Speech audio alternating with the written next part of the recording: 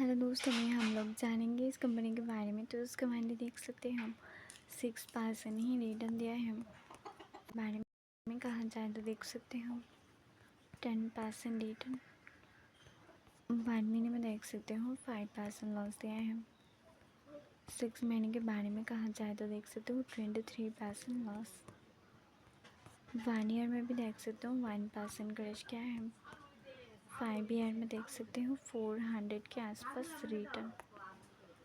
बारने भी देख सकते हो अच्छे खासा रिटर्न दिया है, ग्राफ भी पर है।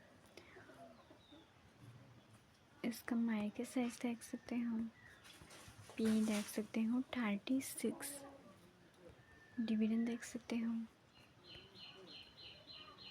बहुत कम ही। मार्केट ओपन हाई लो देख सकते हो। तो आज के लिए इतना ही काफ़ी। मैं God bless you, good bye.